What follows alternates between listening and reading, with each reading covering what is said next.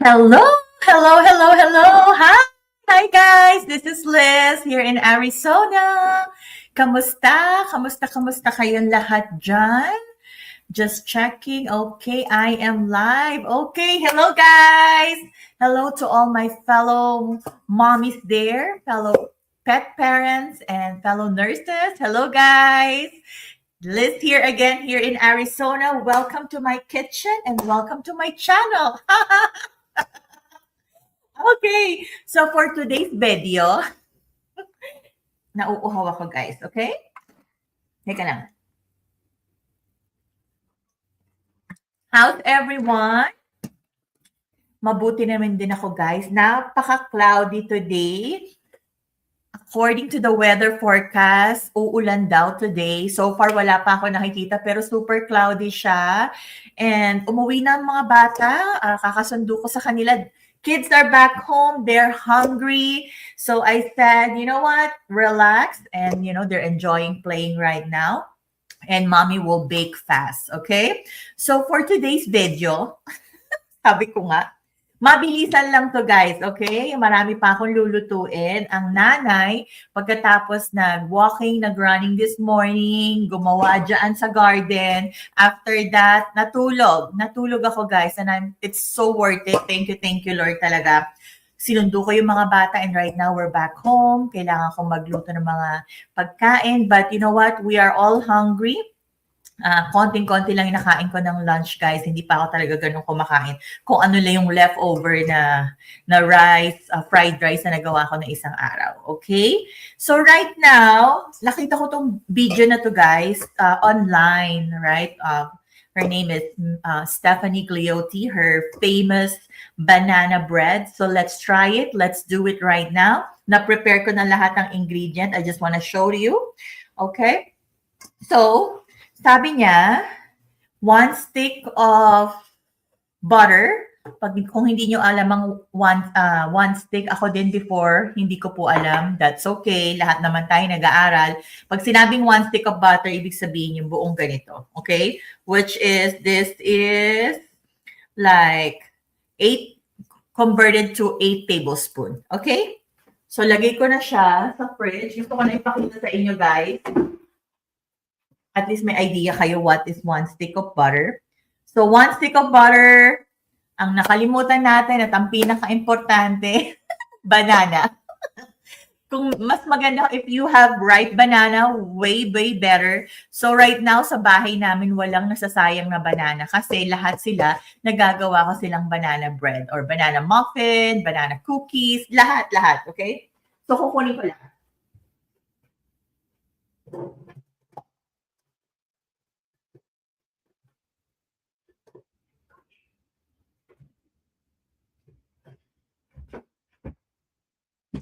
So, yan. Meron na tayong banana, okay? So, tanggalin lang natin.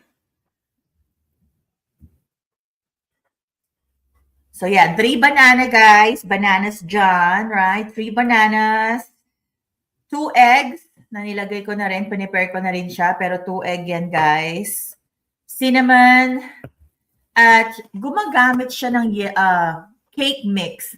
One of her recipes, she's using a yellow cake mix. So, naghanap lang ako in our store here kung anong cake mix yung pwede kong gamitin. At ito yung nakuha ko, okay? 1 yellow cake mix.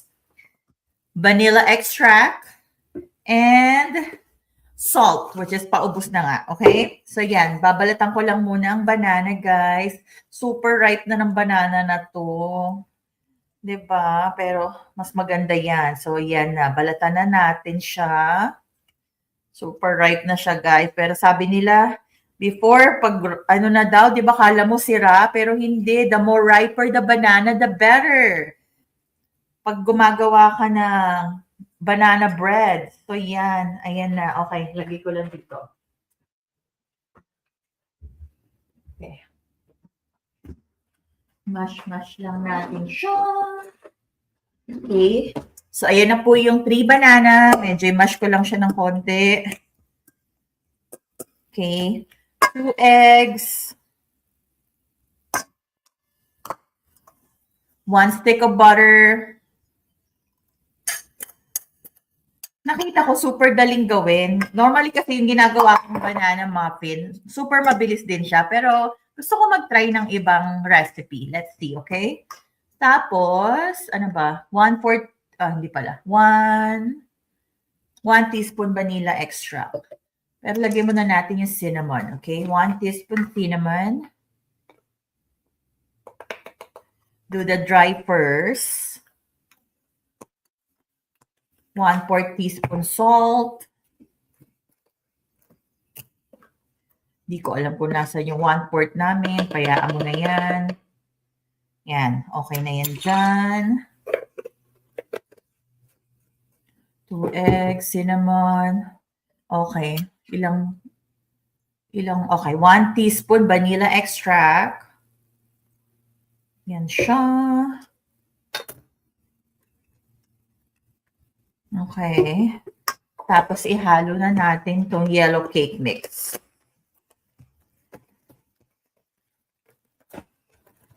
I'm gonna do 2 loaf pan right now. Isa nito, tapos isa dito. Nilagay ko muna sila dyan para hindi ako ma-confuse, okay? Baka I might end up like throwing them all together. I'm gonna bake 2 banana bread. Diba? Ang dali-dali lang yan. Tapon-tapon lang. Sabi ko, wow. So, try lang natin siya.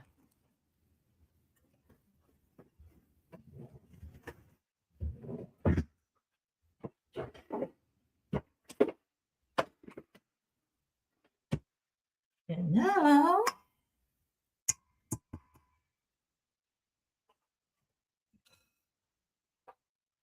Mix bago ako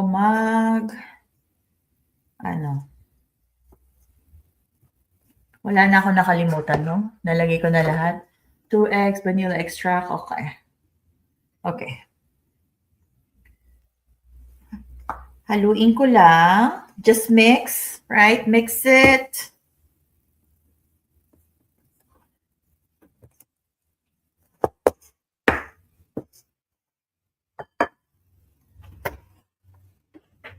Then let's use a hand mixer, okay?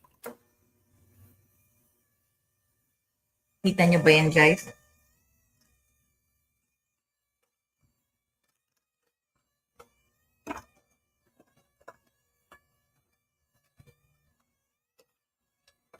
Mix mo lang siya. Diba? Ang saya-saya. Napakadali lang niya, guys. But compared to my banana muffin recipe, yun naman super dali lang din yung lutuin. And what? It's only like cooking time niya is 12 to 15 minutes. I think tama na to. No? Tama na yan. Dito, because it's a bread, and it's gonna be a low pan, 45 to 50 minutes, no? Alam mo, kailangan ko siya ng kasi gagawa pa ako ng isa.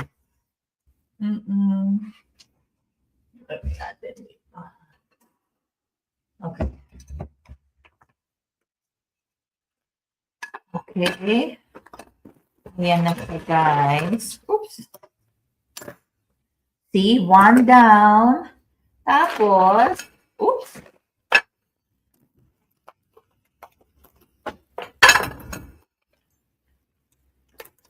Alam niyo naman ng mga kids, diba, kailangan merong mga ganito-ganito para, diba, ma-attract silang kumain.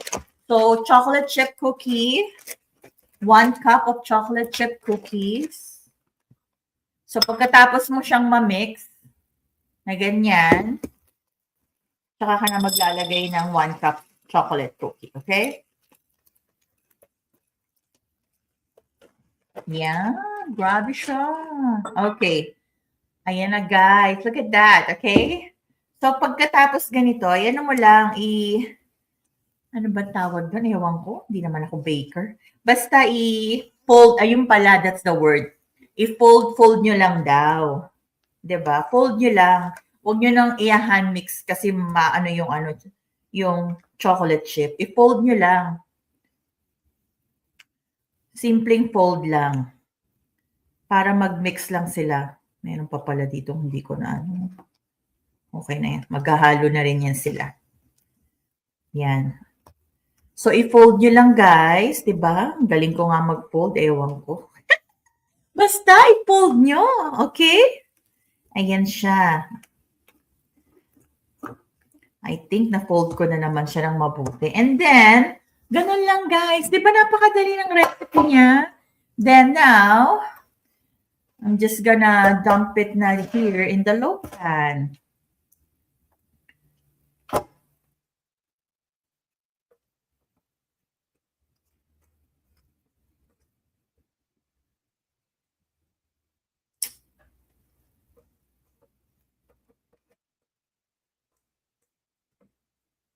Yan, huwag tayo magsayang. Andali, lagay ko lang to dito.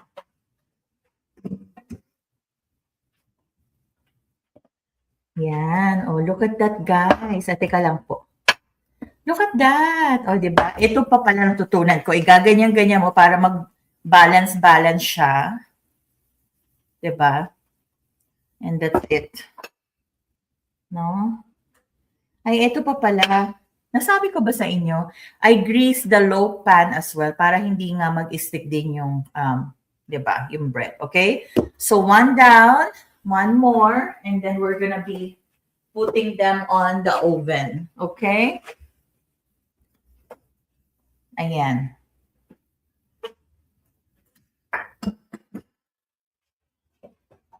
Dalawa na yung ginawa ko kasi for sure, magugustuhan siya ng mga anak ko para dalawang gawa na, okay? Yan. Okay, sandali.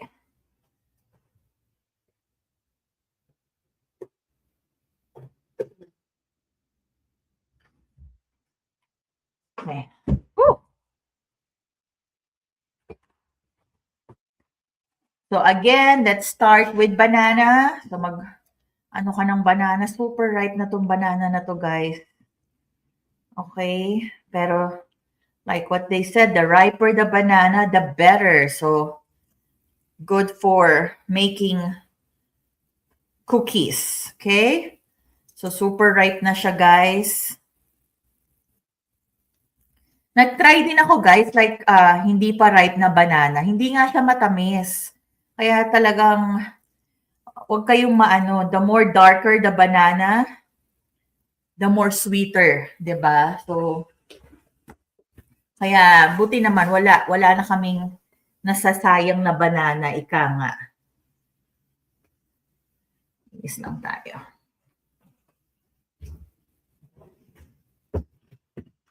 Okay, so again, i-ano lang natin dyan. Okay, let's do 2 eggs again. Di ba, medyo nakakabisado ko na. So, 3 to 4 ripe bananas for start. 1 stick butter.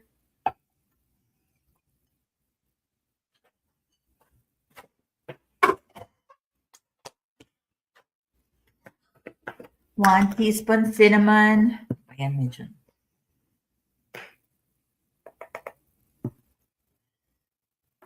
Ay, tama!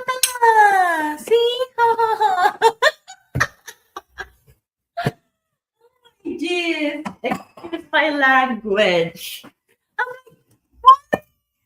Tingnan mo po, ang ginawa ko, nilagay ko na sila lahat sa pan. Oh well, diyan naman sila pupunta.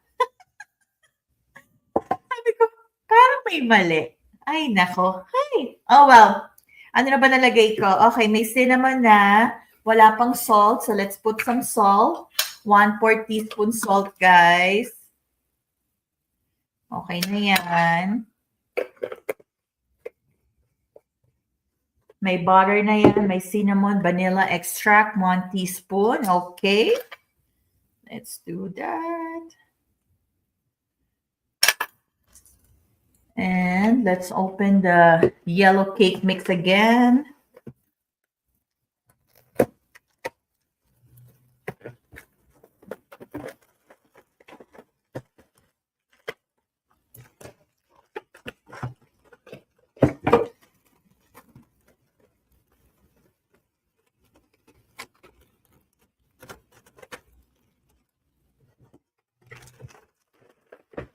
Okay, paghalu-haluin nyo lang. I believe nandyan na lahat, nandito na lahat ng recipe. Okay, so medyo ano ko lang muna siya. Again, mix it. Medyo ano-anuhin mo siya. Bakit ko ginaganito before I use the hand mixer? Kasi tignan mo, all the, di ba, the cake mix or kung, di ba, flour, kung halimbawa flour naman yan. Pag basta mo ginamit to, guys, expect mo na lahat yan, sorry, magtuthrow sa face mo, no? So, medyo hinahalo ko siya muna.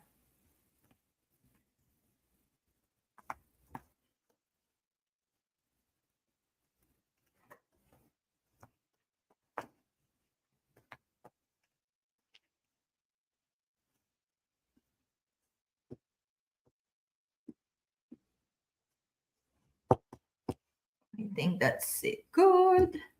Okay, now let's go. Mix it.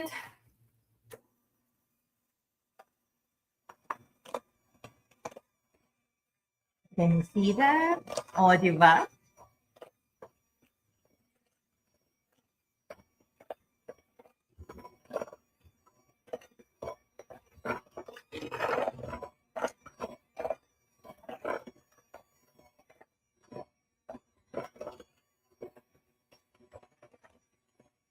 When you see that, di ba, it's like well mixed already, then that's it.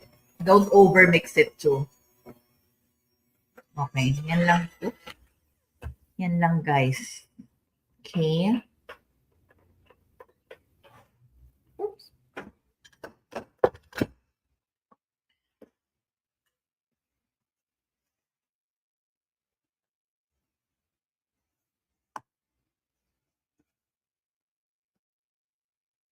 Yan.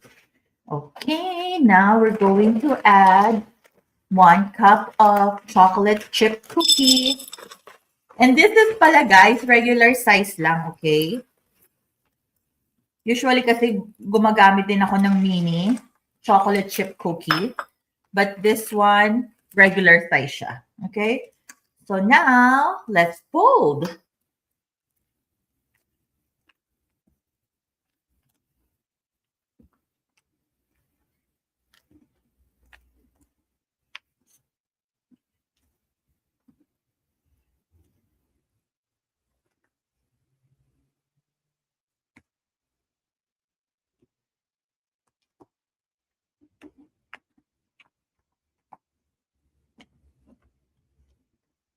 Okay.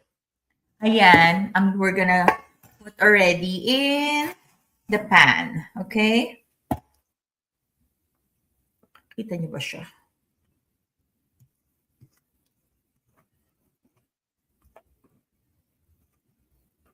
Nagugutom na ako, guys. Grabe siya. Kasi kaninang tanghali, sabi ko, ano ba unahin ko, magluto or matulog? Sinus ko ang aking barrel. Inuna ko ang matulog kasi antok na talaga. Tsaka yun nga, wala yung mga bata dito sa bahay.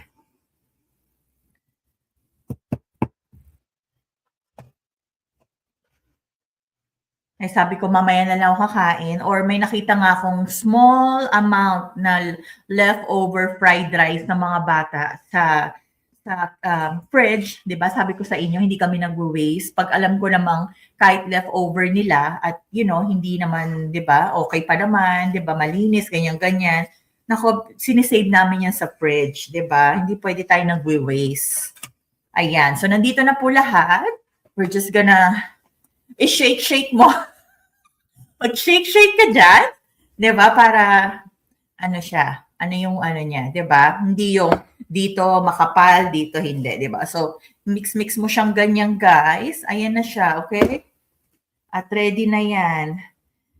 And then, preheat the oven at 350 degree Fahrenheit. And like what I mentioned, bake it to what? 45 to 50 minutes. Sabi niya, within 30 minutes, try to check it. How will you check kung luto na? Gumamit ka ng toothpick, di ba? Itusok mo siya dyan sa gitna. Pag naano mo na yung toothpick dry, meaning luto na. Di ba? Pag moist pa, pag basa pa, ibig sabihin, hilaw pa yung ano. Okay? So now, I'm gonna put 2 of this in the oven. Look at that, di ba? They look so yummy. Di ba? 45 to 50 minutes.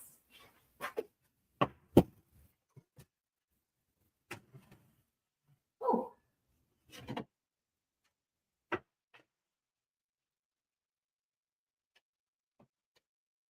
Ayan. Di ba? Hindi ako magla-live ng 2 hours. It's gonna be, boring for you guys to wait with me until that banana bread is ready. Yeah. Kita nyo ba? O, di ba? They're in the oven already. Pero, yeah, di ba? Ganun lang kasimple, guys. At yun nga po, na po ako hugasan na naman namin. So, kailangan ko maglinis ng sink. But, yes, thank you for watching me. And again, thank you, Papa Jesus. Na-post ko yan today, di ba? Na-deposit na natin ang ating mga check, ang ating mga blessings from the online business.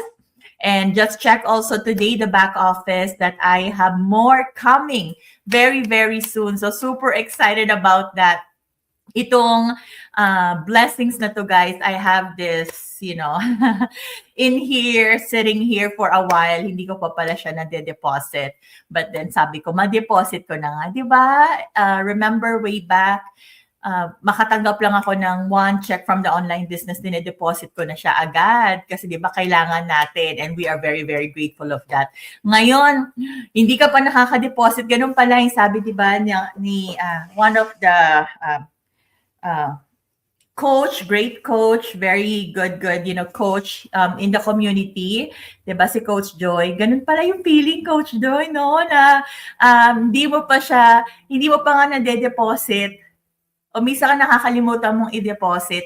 Meron na naman padating, di ba? Yung nagsiksik, liglig, nag-uumapaw nga daw, di ba? Kaya super, super grateful to our Father in Heaven. Talagang super, super ang blessings natin. Simula pa lang ang taon, guys. Kaya naman, talaga naman, super, super happy with that. And yun nga, ayan na, di ba? Nakikita nyo na ba? They are baking. O, di ba? Ang saya-saya. 45 to 50 minutes, guys.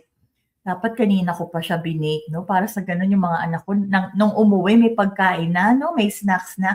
Well, meron naman talaga. We have, snacks here. Diyan, yung mga chips, ganyan-ganyan, mga crackers, or pwede naman gumawa ng peanut butter jelly.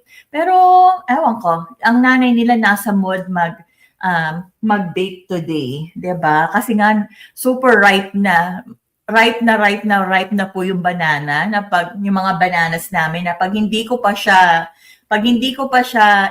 talagang wala, masisira na siguro talaga siya ng tuluyan, no? So buti naman nagamit na natin. Kaya I'm super happy na meron pa lang mga recipe na ganyan, 'di ba? Ngayon hindi na kami talaga nasasayangan ng bananas kasi yan, either ginagawa ko siya for smoothies or ginagawa ko siya for banana pancake, or yan, ginagawa ko siya banana bread, banana muffin, ganon. Sabi ko nga sa mga bata, kung hindi, di ba, kung hindi rin kasi ako maprutas, guys, di ba? Minsan ang hirap ituro sa mga anak, kumain ka ng gulay, ng prutas, kung ikaw mismo, nanay, hindi ka palakain ng prutas at palakain ng gulay, no? So, ang ginagawa ko yan nga, ini-smoothies, o yan, tinatago sa mga ganyan, banana pancake, banana smoothies, muffin, cupcake, 'di ba?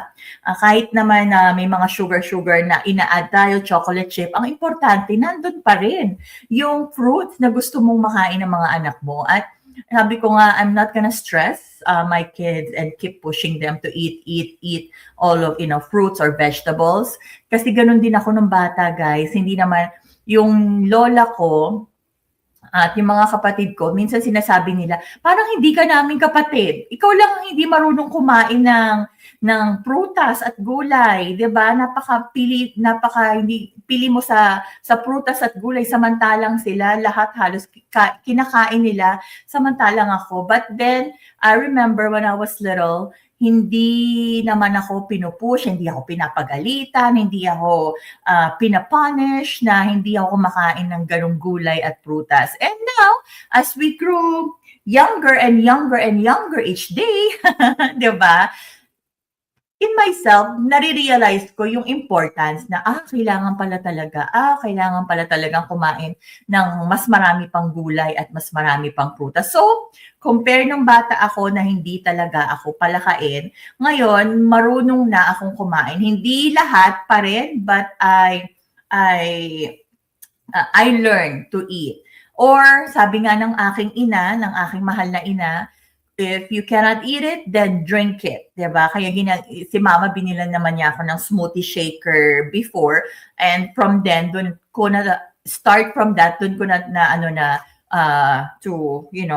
to put everything throw everything in there, berries, strawberries, apple, spinach, everything. Inumin mo na lang. Kung hindi mo kayang kainin, guess what? May ibang paraan. Inumin mo siya. 'Di ba? Maglagay ka ng your favorite milk. At ako, whole milk ako, guys. Whole milk lang yung nilalagay ko, konti lang, like this morning. So, yun lang po, 'di ba? Pa-inspire ko lang kayo. Dahil syempre, tayo namang mga ina, this is what I'm so grateful about the power of social media. Dahil marami ako nakikitang mga good chef, 'di ba? I've been following Chef RB Manabat, and then yan, 'di ba? Pag wala tayong magawa, nag-feed tayo, nag-i-scroll at nakakita ko ng maraming recipe, and if one recipe stuck on my mind na hindi siya maalis-alis like this for a few days now, yan, kailangan ko siyang gawin. Tignan mo naman, I didn't just make one, but I make 2 loaf of bread, banana bread. Okay? So yan, i-share ko sa inyo. Mag-post ako mamaya ng picture. I'll show you guys how did it turn out at kung ano ang lasa niya, right? That's all. Thank you so much for watching. Until the next vlog. Bye. Thank you.